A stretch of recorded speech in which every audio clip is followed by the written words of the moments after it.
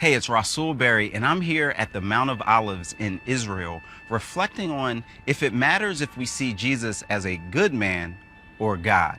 The Mount of Olives has such huge historic significance in Israel.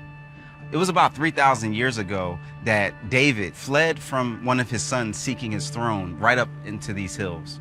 About a millennium after that, we see Jesus teaching his disciples in this same space. Now, the interesting thing is, even today, 2 millennia later, there's no question that people value and see Jesus as a good teacher.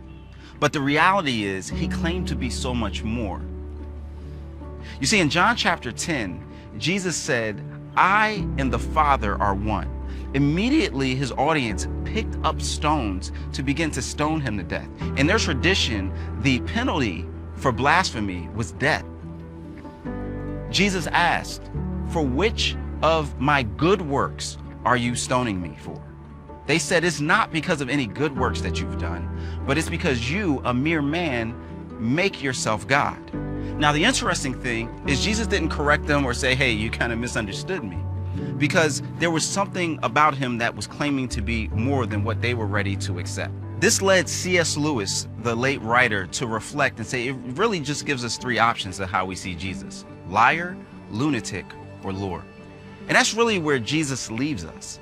I mean, what do you do with someone who makes statements like, "If anyone would follow me, he must deny himself, take up his cross, and follow me"?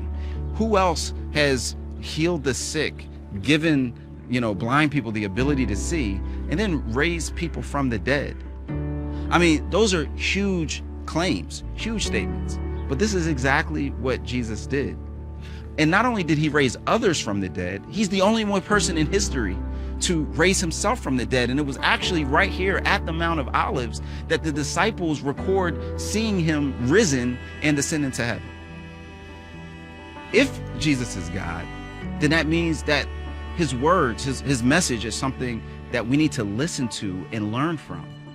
But if he isn't, then that means his words are something that we should ignore and really even despise.